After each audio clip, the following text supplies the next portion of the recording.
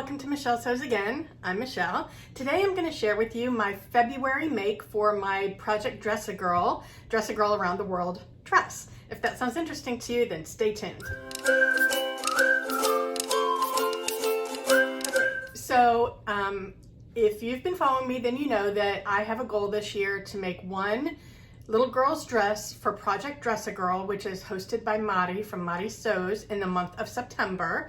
She did this event last year. She is doing it again this year. She hasn't made any promises for the future, but this year it's a go. And so last year I made 3 dresses, but I kind of crammed them all into the month of September. So this year I wanted to make more than 3. So my goal is to make one every month up to the month of September. So I made one in January, and I will link that up here if you want to watch that. And today I'm sharing with you what I made in February. I am also going to make a different dress in a different size every month, and I'm using free patterns that I found on the internet. So anybody can make it. You can use scraps usually, or small amounts of yardage, so it's really easy to participate. All right, so the dress that I used this month came from a blog post from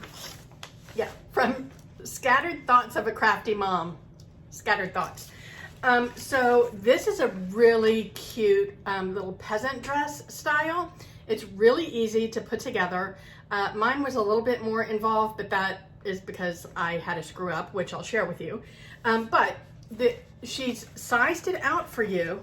So it actually, the pattern comes in sizes 12 months to 14 years. I think that's a really awesome range. And this is another one, just like last month, where the cutting lines don't cross over each other for the different sizes.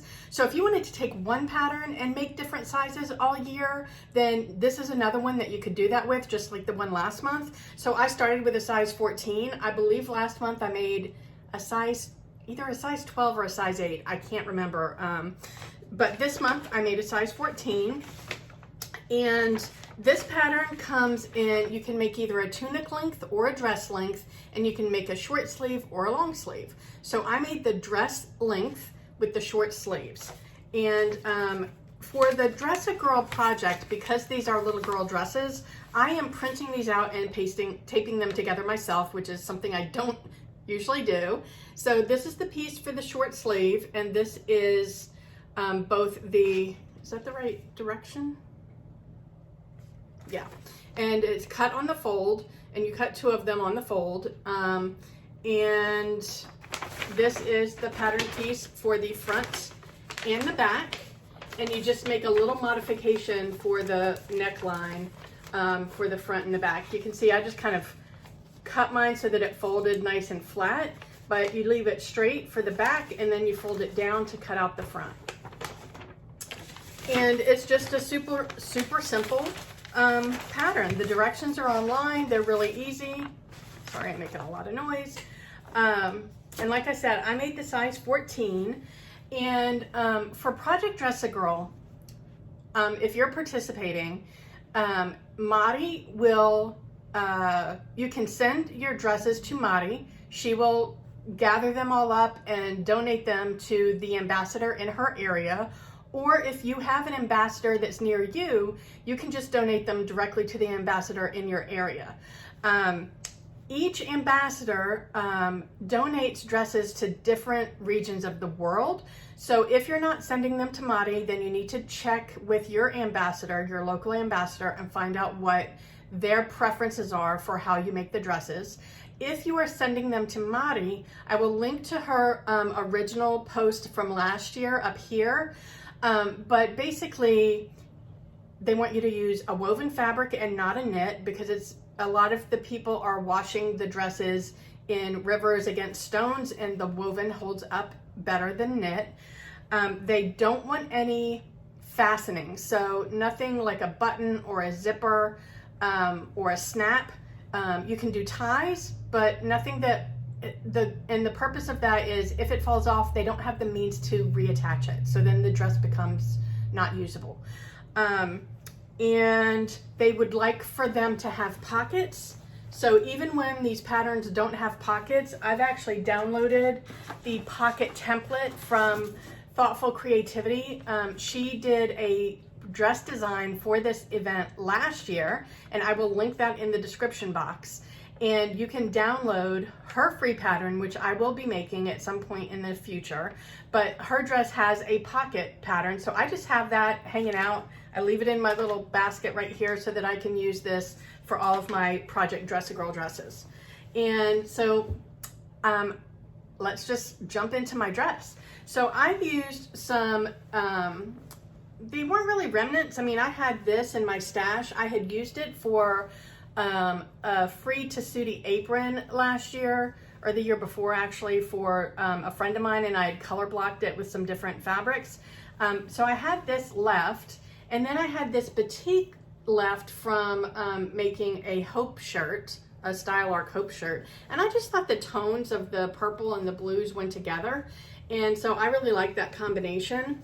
And then I have the pockets on the front, and you need to make sure that you are putting a label somewhere on the front, either on the pocket or the front hem, or maybe even the front sleeve, and that just helps to identify that the little girls are being watched over by an organization. So this is my dress. This is a fabric that I bought at Joann's a couple of years ago online, and this is a fabric that I got from Style Maker Fabrics.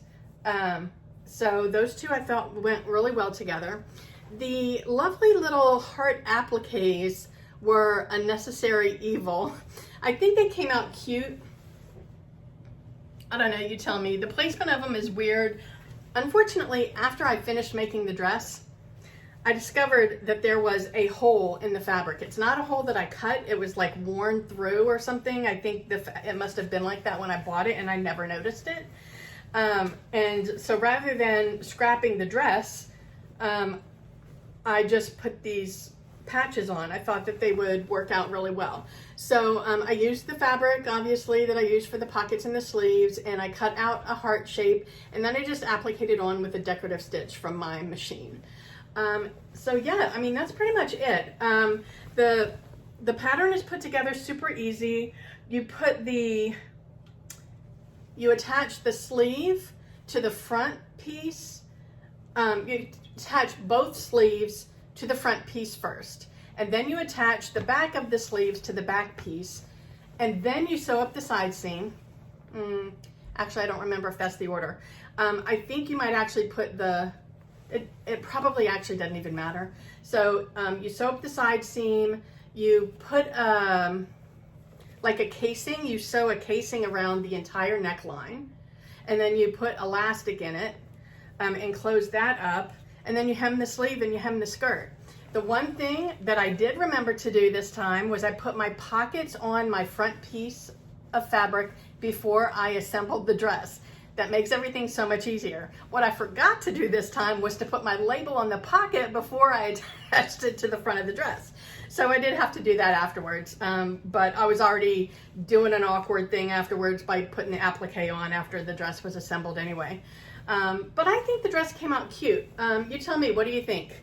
And the pattern is super easy, so it just gives you another one in your arsenal. If you don't want to just keep making, tank style dresses, then this is a cute one with a little bit of a sleeve on it. If you are participating in Project Dressagirl this year and you don't have labels, let me know in the description box. Well, reach out to me through my email. It's in the description box. Let me know your mailing address and I will mail you a few. I bought a pack of 50 and I'm more than happy to mail them to you. That way you can sew your labels on before you donate your dresses to either Maudie or to your local ambassador. Let me know if you're interested in that. Yeah, and that's a free pattern. So if you are participating in Sew Frugal 22 in March, then this would be a great free pattern for you to use. If you have a daughter or a granddaughter or a niece, then yeah, you could make one for somebody in your family as well and participate in Sew Frugal. So that's it. I hope wherever you are, the weather's amazing. I hope you're able to get some sewing in. Yeah, so I'm gonna link some old videos here. Check them out, see if you like what I have to say. I'll talk to you next time. Bye.